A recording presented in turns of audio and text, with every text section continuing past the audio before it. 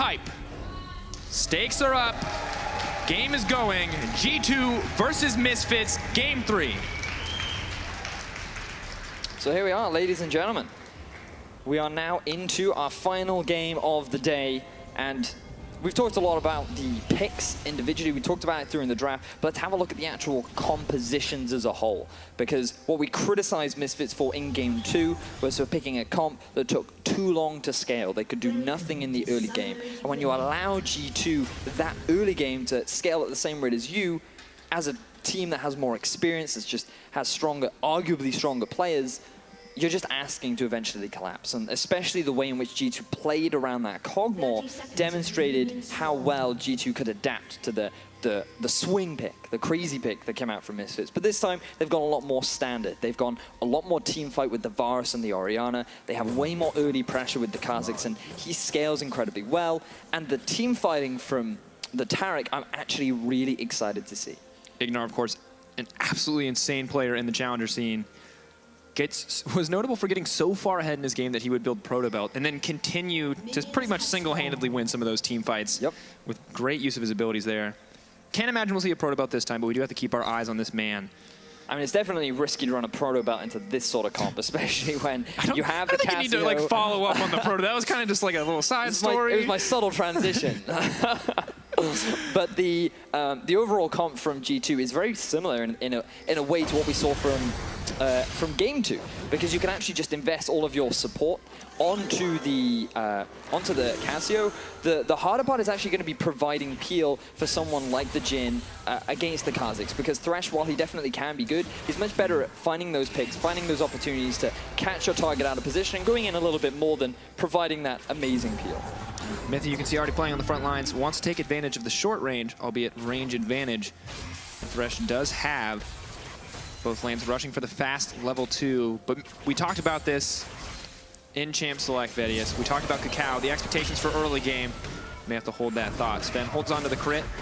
Just to bully Hansama out if he does try to approach there. Quick early lane trading. You can see the prioritization to try and get that early level 2, because now that you have the 2 melee supports, getting that early level 2 is so much more important. And you don't really have the range advantage to help you with the push. So there's a lot more back and forth, a lot more trading. And this is a lane that we actually wanted to track a little bit more, because we talked about how usually you would argue that Orianna does have the lane advantage, but it comes down to really good ball control. And you can see the PowerOfEvil is already positioning his ball in a way that enables him to harass the mid laner every time he tries to go for farm. KaKAO, this is what you're talking about, mounting the stun on the leap for Kha'Zix. Maybe looking to get aggressive. PerkZ just going to flash out. Nice early play. Really good rotation from IgNar as well. They'd gone the early level 2 bot, and this was something that we've actually tracked from IgNar a lot as well. When we look at the amount of time that Mithy spends with his AD carry along with IgNar, it is so much more for Mithy, because he's more about enabling Zven to get through the laning phase, to have a good early game, to set him up for success. Whereas IgNar is much more about roaming around with KaKAO and looking for picks and plays around the map. And already at level 3, we are seeing this happen. And while sometimes that may cost Hansama, whether it's CS or a bit of health in a trade, right now they end up gaining the greater benefit. PerkZ's flash now down. His trick goes for the invade. Causes, of course, taking away a camp on the top side. We talked about Mithy not roaming lane quite as much, but he's still going to make an appearance into the mid lane. Scryer's Bloom spawning out a little bit. Caution pings going down there, aware, as PowerOfEvil now plays to the top side. Smart awareness, really good. The fact that Misfits recognize that the bottom lane is missing, realize that the chances of an invade, chances of getting deep vision is pretty high from the side of G2. So good awareness. But honestly, the fact that IgNar did go for that early roam is resulting in Hans supposedly being in a bit of a deficit, but he's actually maintained pretty well. He did a good job of farming under turret in the 1 versus 2, and I guess this is just something you have to get used to as an AD carry when you do play with IgNar. Yeah, and of course, while sometimes it does cost him in this chance, it did not. You can see Mithy responding with the roam of his own. So Hansama pretty free to catch up here. Once again, have to keep our eyes, as always, on level 6 for the bottom lane, especially with a Varus in tow. With KaKAO as well. Insane damage spike at that level 6. Trick making his presence known into the mid lane. Miasma goes down, but they're not looking for the fight here. Trick may need to back off first. Doesn't have any mana. KaKAO's flashing forward. Brush goes in, but it's just going to reset the unseen threat from KaKAO. This could be so bad, but they're going to back off in the end. Really good gank from KaKAO because he realized that even if Trick is here, in a 2 versus 2, Misfits are certain to win. And with no flash on top of PerkZ, even if he just forces him out of lane, this is a big win for the Misfits mid lane. Not afraid to give up that control ward either, but PerkZ. All right. Just delaying the back as long as he can, because look at the mid lane.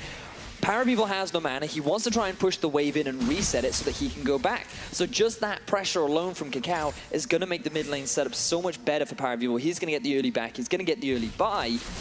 And really smart play from KaKAO. I wonder if KaKAO should have just let him back. Maybe give the CS advantage over to PowerOfEvil, because PerkZ is just now going to back uncontested here. No, but the important thing is that PowerOfEvil will get back to lane quicker. Notice that PerkZ still hasn't gone back. He still hasn't been allowed to buy, which means that PowerOfEvil can get the shove early on, and then he can make a map movement with KaKAO, whether it be top lane, bot lane. It gives him so much more freedom to get a bit of deep vision into the enemy jungle and gain a little bit more control over the early game. PerkZ hitting the level 6. PowerOfEvil should hit it as he catches this wave. We'll have now the push priority. PerkZ going to be quick to back to pick up a tier, potentially something else as well. Top lane remains top lane, no matter what champions. When you actually look at the composition from G2, they have a lot of magic damage, which means that Alphari can just early prioritize that magic resistance, which is going to be great for him because Shen is a champion that if he can just stack one type of resistance, he's a pretty happy camper. But so far, things are going pretty well, or pretty even in the early game. I want to see a little bit more from KaKAO. So look, you can already see the map movement coming out from Ori and KaKAO, and this is why that play in the mid lane was so impactful. We're starting to see a roam top, but with no blast cone, they can't make the gank happen. Oh, control ward is there as well, so expect giving up a little bit of extra gold, but will ensure his safety. And no summoner spells burnt quite yet. At a level disadvantage. PerkZ has to be careful. The roaming gank squad, PowerOfEvil and KaKAO looking to find the setups. KaKAO just going to settle for the Scuttle Crab as PerkZ starts to move his way to the bottom lane, pinging out where he's headed. They know Kha'Zix is topside. He is free now to ward wherever he'd like. He has the control ward as well. Really good to have that early vision. We've seen that one go unspotted for long, long periods of time. And this is actually pretty risky for Misfits because they do have KaKAO on the top side. A bit of pressure being exerted from the G2 bottom lane, which means that with all that vision on the bottom side of the map as well, G2 may be looking for that early tower take, but with the turret still relatively healthy, it could be pretty difficult for them. Interesting too, it feels like Misfits have just accepted that they may lose the lane here and are looking for later, more powerful scaling. The Cole coming out from Hansama. Another roam coming out from the mid lane of PowerOfEvil. They did clear out the vision, but there is a sapling there to stave away the dive. KaKAO, the ball delivery system. Have to be careful, expecting to keep throwing the saps down. And decent poke, of course. Have to respect the twisted advance. We'll let him dodge out on any abilities, but meanwhile, Trick is on the bottom side. Daisy potentially ready to go. IgNar only level 4. Daisy comes out, maybe as a zoning tool. They're really scared of the collapse from PerkZ as well, because look at this. Level 6 Trick, level 7 PerkZ.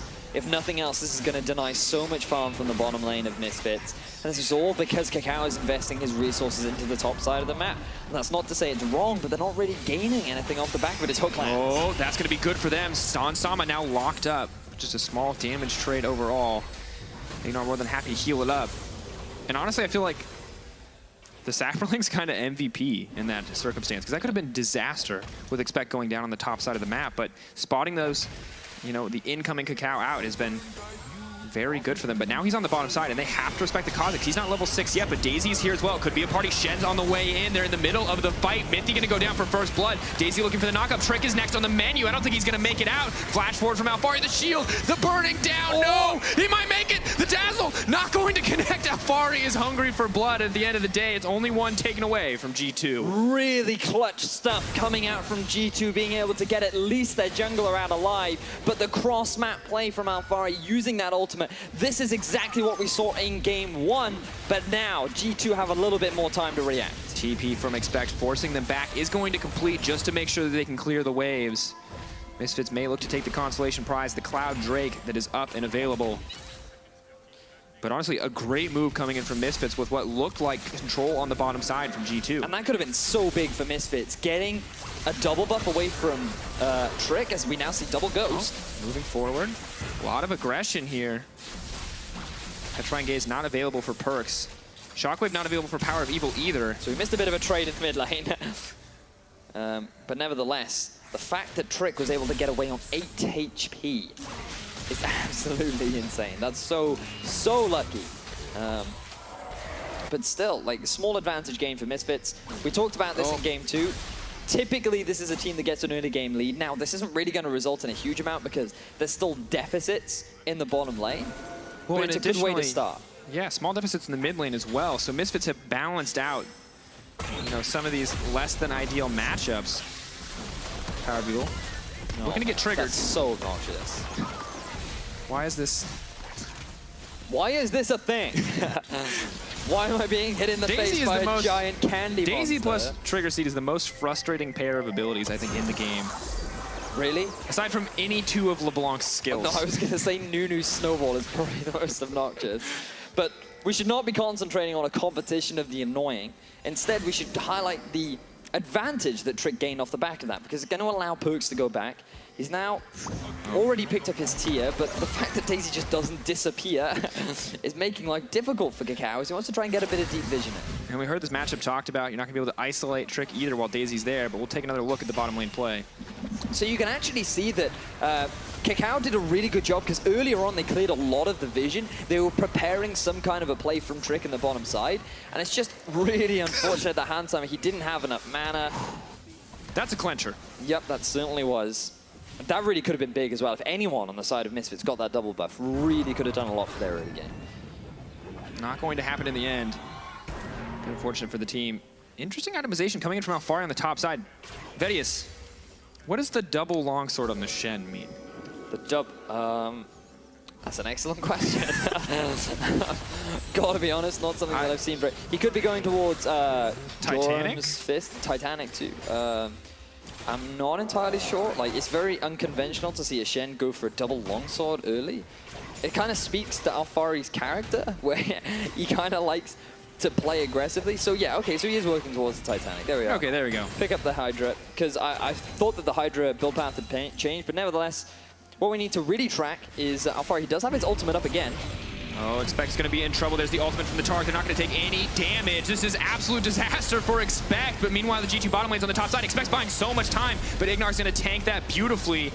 Pull out with the clean tower dive, but what are they going to lose in exchange? Well, they noticed that Zven and Mithy were already on the top side. They're likely going to get that turret, so they make the cross-map play. And even though they do lose that first tower blood, they're able to get themselves a kill. And really good use of the Taric ultimate to make that dive so clean and so efficient. Daisy continues to be a hindrance, but nothing more, as Misfits are happy to back out with that. They'll take the Cloud Drake as well, but Mithy's presence has been known in the mid lane. Gets the Ghost for his efforts. Throws out the hook, but not going to connect. No one else available to back up PowerOfEvil as KaKAO takes the Cloud Drake. Pretty advantageous as well that the top lane actually got pushed all the way into the turret, but Trick using Daisy to actually hold the minion wave means that Expect won't lose that much and might be able to claw back the deficit. But have a look at this from IgNar. Uses the ultimate, instantly followed up by his own ultimate. So he gets to take advantage of the shield. He's already got turret aggro. He's invulnerable for such a long time. And it just makes killing Expect so easy. He realized there was no point in him flashing because he was not going to get out of that.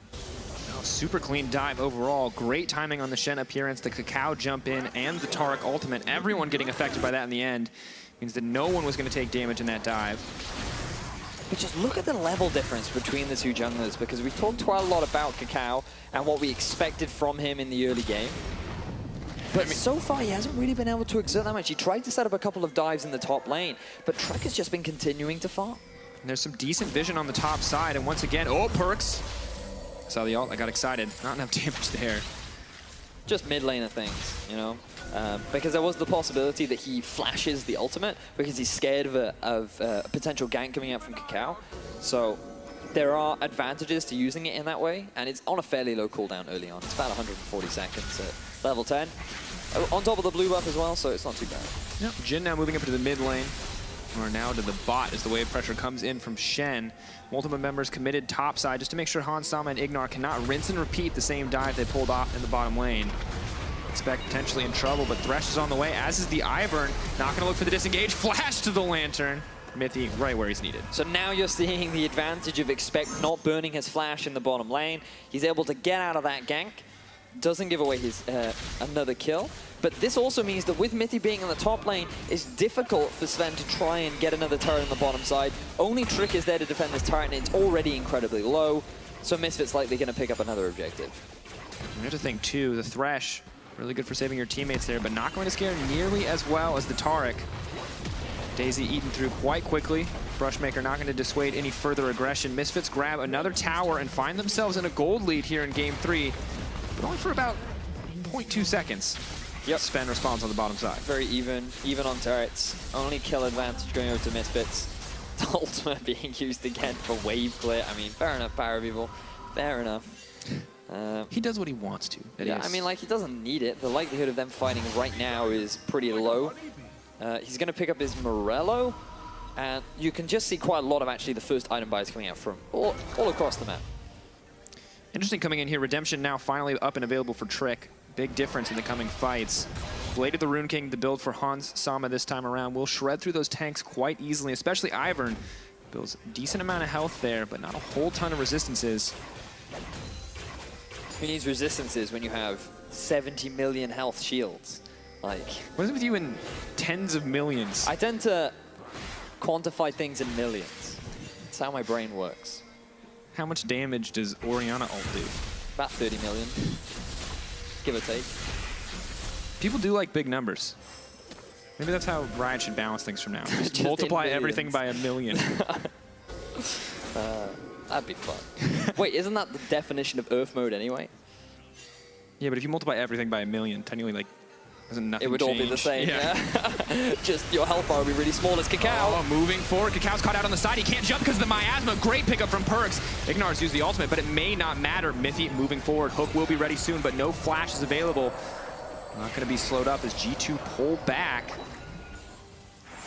Really want to praise Trick there, especially because even though KaKAO is able to sidestep the ultimate from PerkZ, so he didn't get stunned up, the root immediately came out from Trick, which locked up KaKAO, and then as you rightly said, the miasma prevented him from being able to escape even after the root had worn off. So really good coordination from the jungler and the mid laner, and now with KaKAO down, it looks like that G2 looking to put a bit of pressure down on the mid lane. You have to remember, so much of the damage comes from Hans Sama and KaKAO. PowerOfEvil still needs a few more items under his belt before he's going to be too terrifying. IgNar with no ultimate either means G2 are pretty comfortable to just siege up. Not a whole ton of damage laid out quite yet, but pressuring nonetheless. Jhin on the bottom side, happy to push in an extra wave as well. So a lot of the early deficits that we saw for the bottom lane of Misfits are starting to become a real problem now. As you can see, Sven, level 10, has completed the Ghost Blade, working towards what looks to be like an Infinity Edge as well.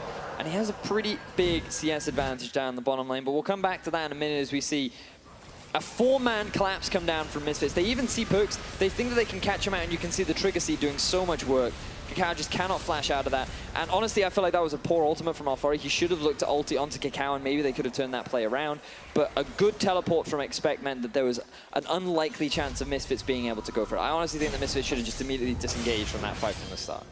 Well, the good news for Alphari is he's been able to apply a lot more pressure with the early Tiamat coming out.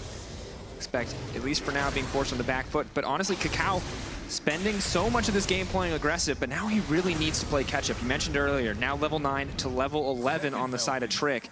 Forever behind when it comes to this experience. Level 2 Daisy, and no second upgrade on any skill coming in from KaKAO. And I feel like this is where you start to see the real benefits of having this scaling jungler for G2. It's around this point in the game where the Ivern really starts to turn on. Once he's completed his locket, it does actually look like he may be going for an Athene's Unholy Grail second, but regardless, once he's got 2 items under his belt, once he's around the level 13 mark is really where he starts to be a big contributor in these team fights.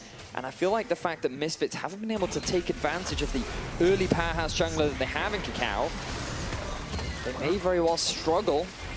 But we'll have to see, because the goal is still very even. Items are fairly even across the board. And I think that around this Drake, this could be a big determining factor if both teams decide to fight. Ocean, of course, at 20 minutes, not going to be a big deal for either squad, but a fight A one fight could be massive, and Mithy's the one who's going to be caught out. That's a snap in from the Orianna, and going down from the support on the side of G2. KaKAO now the one in trouble, but Daisy drops. PerkZ wants to get aggressive. The ult coming in from Taric. Is it going to be enough? 4 members invulnerable. Alphari is not, but PerkZ is the one who's going to get caught out. Curtain call on the backside. Hansama gets popped. That damage was insane coming in from Sven. Now the fight backs off. The fight stalls for a mere moment as Alphari's locked up. Miasma there as well, but PerkZ is getting ever lower. Trick just waddling along on the front side as G2 pull away. A lot of damage still going down onto Expect, but PowerOfEvil super low on mana. Both teams may very well have to disengage from this fight.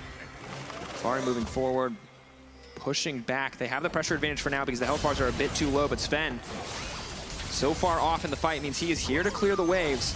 Brush there to provide protection as well. KaKAO is already moving towards the Ocean Drake, but the ping is on him, and G2 are well aware. But I think G2 just have to give this one up because look at Drake. He's in the top side of his jungle. Expect doesn't have the teleport available. PerkZ is going back to base, and I think that overall Misfits should be the ones to win out on this team fight. And honestly, a lot of criticism has to go towards Mithy. Getting caught out of position like that, just walking face first into a brush without the proper support or the vision. Questionable plays coming out from the G2 support. And has to be frustrating for him as well, because you heard it on the analyst desk. Mithy misplaying a little bit in the Malzahar matchup, not respecting his opposition, maybe doing that again in this third game. Cannot afford to be so aggressive, cannot afford to face check the brush there. Good news is they've denied the blue buff from Orianna. That will make it harder for PowerOfEvil to clear out the waves. And on top of that, PerkZ has already been allowed to go back, and PowerOfEvil has not yet. He's still trying to manage these waves, making sure that G2 aren't pushing in too much, but with this clear, he should be able to go back to base. The question is, can G2 try and force anything? If you lose the mid laner, if your team loses mid and bot, they have to go back and buy. That's a great opportunity for you to move around places like the Baron and start gaining some vision control. You can already see a couple wards littered around the map for G2, but Misfits are responding with control wards, and they want to try and match this vision. Not going to spot the ward in the end. G2 going to be well aware that their vision is being cleared out by the side of Misfits. Well aware that they have to forfeit those small advantages, but have to play safe, have to play smart. We've already seen the pick potential on the side of this Misfits lineup. G2 almost lucky that it was Mithy that got picked off last time. If it was anyone else, that fight could have gone vastly differently. Could very well have. I feel like PowerOfEvil needs to go back soon.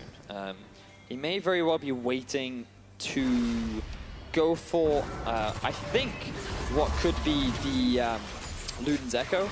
I've seen a few Oriannas vary between the two depending on what you want, because you get a little bit more survivability with the Leandries, but you get a little bit more mobility with the Luden's Echo. Yeah, Aether Wisp, I feel like pretty much cementing him in that build, but of course not obligated to finish it. May just want the extra movement speed. Oh, he's so fast. Drake means fancy feet. Force shot not going to be used. Boots of mobility help too. That's true. Maybe not the best to initiate with Jhin in that circumstance. Maybe IgNar just a little bit too good when it comes to dodging out. Daisy now used from Trick, potentially as a zoning tool. KaKAO waiting in the jungle. Daisy used to scout out the brush. Trigger C's going to slow him up. Small engage there. Just an ultimate exchange, nothing committal, just wanting to fight for the vision. And so far, no real setups from either team. Not enough pressure. Because when you look at the two mid laners, it's not ideal for either of them to go into a side lane because there are 0 turrets, there's no safety, you don't have enough vision control in the enemy jungle, which is why you're seeing a lot of grouping up in the mid lane, because it's too dangerous to send one of your carries off to a side lane, as we see an ult in the mid. A little bit of harass. Redemption going to pull up and heal it all right back to full. The thing is, I feel like he's playing the long con right now, right? Because right now, that ultimate doesn't do very much damage. And G2 is just thinking, you know what, I'll take it, right? And it's going to get to a point where that Orianna ultimate can one-shot you because it's the ultimate into a quick WQ. And if they're not prepared to flash it because they think he's been doing this all game, this could very well swing a matchup. I think it's a clear sign about the pace of the game when we're speculating as to the mind games behind kind of rampantly using How many Orianna times have you just been defending like your inhibitor turret and then all of a sudden KaKAO comes out of nowhere? Well, KaKAO does come out of nowhere. Not defending inhibitor turret, defending blue buff as PowerOfEvil is going to secure that. Alphari has to take a few extra tower shots.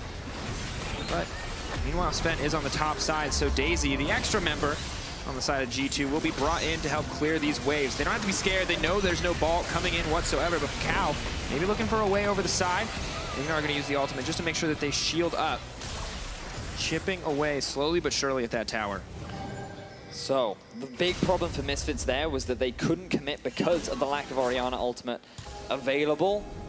Zven was topside, so they wanted to try and make that move down to the bot, but with Daisy there, it became a little bit too difficult for Misfits to invest their resources into it. The game is still very even at 25 minutes into the game. And I think this is a big difference from what we saw in Game 1 and Game 2, because in Game 1, Misfits had a lead and didn't know how to use it as PerkZ gets ulted once again. Yeah, in Game 1, we saw Misfits with a lead, not knowing really what to do. In Game 2, G2 could just play the passive game because they had a better comp, and as long as Misfits didn't try anything with their scaling comp, then G2 would eventually get to a point where they would just out-damage and honestly just outplay Misfits. But in this game, it's very even. Both comps scale in a very similar way, both are very good in team fights, and both really want to try and do the same thing, try and force a play around the mid-game once they've got a couple of items under their belt. The question is, who's going to be the first one to force it? And I feel like G2 are actually the ones that will come out ahead simply because they have Trick on this Ivern. Level 13 to the level 11 KaKAO. He's going to be that supportive jungle role. Looks like he's actually picked himself up the McHale's, so he's just going to be that extra utility that Misfits don't have. Really want to see who's going to be the next team to pull the trigger here, to look for the aggressive engages. Will it be the Ivern? Will it be that advantage and experience use? For now, G2 going to settle with trying to get down this mid lane tower. Flank gonna get used. That's a great ultimate, just as predicted. They did not expect the damage coming in there, but PerkZ still alive. IgNar gets burned down. Fancy footwork on the back half of that lantern. Curtain call going in. Shot goes wide, but Mithy on the front side. Hansama, Miasma going in. KaKAO running for his life. Alphari's all alone with Daisy, looking for the third auto to knock him up. Now looking to knock him out of the fight. Zven! Flash forward, KaKAO goes down. G2 instantly in control. PowerOfEvil is next on the menu. It doesn't matter how many you hit with that shockwave. G2 is here to play. 4-0 in favor of G2. IgNar doesn't even have a chance to get his ultimate off. And this is the utility that we were talking about. This is the scaling advantage that G2 have with the Ivern, and they have made it work. Now backing in, we were nervous as to how the fights were going to unfold, but one overstep from Misfits, one over-aggressive engage from PowerOfEvil and KaKAO means G2 will pull this away in the end. No tools to take it from range. G2 with a clean Baron, 26 minutes in, finally finding a lead. So this is where we see a really good Orianna ultimate, and you think at this point that the fight is going to go well. I feel like IgNar should have just ulted at the very start of the fight, because if they'd had that available, they perhaps could have swung it, they could have bought time to reposition. But notice the PowerOfEvil, he just got zoned out by the ultimate from Ivern. Daisy was doing enough work to act as a sixth member, and even with Cassio being backed out of the fight, there's just not enough for Misfits to be able to turn it around. So mad props to G2, demonstrating that they really do know how to play these team fights, and I can't give enough credit to Trick. He did a fantastic job there. And playing against this front line has to be so frustrating, because it's not just the Maokai. Daisy's there as well, Trick there to back it up. And if you try to leap onto the back line, Mithy is there with the flay to send you right back where you came from. And it is so hard now for Misfits to find and engage. A little more damage, a little later in the game, we may have seen that 3K Orianna damage, be 6K, and that may have been enough to win them the fight in a single instance. It could very well have been, but right now it is Misfits that are on the back foot. 4,000 gold deficit. And honestly, when you put Misfits in this situation, I feel like that they struggle to know what to do. They tend to follow the playbook, and when things go outside of that playbook, they don't always know the best way to find avenues back into the game. They're just hoping that G2 make a mistake. And this could very well be it. Good ult to stop that from coming on. Sees it coming on the ward, knows the stealth is there. Alphari's hooked up, is snared up as well. Not sure if they want to commit to this quite yet. Just hoping to get a couple extra cooldowns in the trade. So Alphari ultimate use. He does still have his teleport available, so he could just return to the top side. You can just see G2 exerting all the pressure across the entire map with the Baron buff that they have. They haven't quite been able to get any deep vision down just yet. Doesn't help the Trick. Not actually, something that we've been seeing a lot from Iverns recently is not go for that very early Tracker's Knife, which means that you do lose out a little bit on vision, rely pretty heavily on Mithy. But still, they have pretty much good control of the map. The ultimate being used bot lane from Alphari means that Expect can pick up this tier 2 in the top lane and just extend their gold lead even further. But the pick will be stopped there, or the push rather. G2 using this brush, weaving in and out. Willing to take a tower shot if it means a bit of tower damage in their favor. Onsama, pretty easy for him to clear out the waves with the Runaan's Hurricane, one of the perks of this build. But honestly, slow and steady now. It continues to be the story of this series. Single explosive moments defining the game, but then steady grinding finishes as G2 look to pick up another tower. Those 4 members commit onto Daisy there just to pick up that kill. Well, I feel like things are going to be difficult for Misfits as Alphari. Pulls back, smart play overall. Miasma not going to stop him from dashing there, not quite in range. Snare goes wide from Zven. G2 now set up the siege once again. They've taken down 2 of the inner towers. Looking now to make it a 3rd. Trick throws out the root collar, hoping to catch someone stepping forward. Spec now takes up home in the bottom lane, just using this Maokai to split push. Will have the TP shortly. Alphari with both the TP and the stand united. Curtain call goes in. IgNar says no. He's going to make it out. Expect from the flank. That's the Snare locking up, waiting on the ultimate to come down. They may be able to start a fight on their terms. PowerOfEvil not quite so lucky. Alphari caught in the front lines. Daisy goes out. Trick gets pulled back, but it makes the Varus miss. That is disastrous for the team. Now the tower's going to fall. Redemption making it all too easy as the health bars go back to full. 2 ultimates, 3 ultimates actually used from the side of Misfits. And thanks to Redemption, all of it was for naught. Now with Daisy tanking up the turret, KaKAO may very well go for a flank, but I think it's so risky when you look at how strong G2 is right now. Of course. Can't see the ward, can't see the controller, but can't see KaKAO. TP coming in to save the minion. Daisy pushing them off the tower. Mithy potentially in trouble. KaKAO is on the flank. Not going to find the damage. The tower does fall in the favor of G2. 8K gold lead for G2 eSports. Is set to take this game. It was a rough game 1, bringing it back with a slow game 2, and now looking to close out with confidence here in game 3. Is there anything left for Misfits to do? Well, they still have the potential for the 5-man Ori. That 3K ELO shockwave that we used to praise so often in the past. It is a bit of a long shot, but the biggest issue that they have really is this Ivern once again. Trick demonstrating how if scaling junglers are not punished in the early game, they cause an absolute terror in these mid to late game fights. The amount of utility that he provides is just way too much compared to, it's more than the damage that Misfits can output. So basically every team fight you tried it, you think you've called out perks, actually you're just being baited into the entire team because he still has the Redemption, he has the Mikhails, he has the Locket, he has the shield, he has everything that he could need, and then you have a rock just smashing you in the face just to add insult to injury. In this case, a delicious pastry, nonetheless. Yes. So it's just so difficult for Misfits. We wanted to see more from them in the early game, and I feel like now we're really starting to see one of the big problems for Misfits is that these early game advantages that sometimes they do build up for themselves. We did see a few ganks from KaKAO. They never really do much with. They never really snowball games out of control. They never just run away with a lead. And the thing we have to remember is they do get the early lead. Often, they have the potential to snowball. Definitely. This is a mis-execution when they find a lead, but this time they're not so lucky. They're not so fortunate to find a lead in the early game. So much of their early aggression mitigated. Vision from Expect, Diligent, having to burn the flash, but not going down in those early ganks. While G2 were more than comfortable to keep farming up. And for Trick, honestly, this has been a monumental game for him. Everywhere that he needs to be, so confident even in his own play, that he's picked up the Medjai Soul Stealer, has a QSS and a Mikhails. You are not killing that Ivern. Look at how even the game was for such a long time. Dead even till 25 minutes. 27, 26, I can't tell. That might be 26. 26-ish minutes, we'll say. Very quickly snowballing in the favor of G2. AK gold lead maintained. We're waiting now on the Baron buff. Ocean Drake 20 seconds away, but will not be the center of attention. Nice. I just like the fact that PerkZ stopped to avoid that the arrow just before taking it. Really nice, smooth, small, micro play. And of course, we talk about the Ivern scaling and all the utility, all the damage that comes from Daisy, how difficult it is to kill people. It's also incredibly difficult to check if your opponents are doing Baron. Yep, it is a tad. On top of that, the fact that KaKAO is still only level 13 means that his value in teamfights, look, he only has a Black Cleaver. He is so poor right now.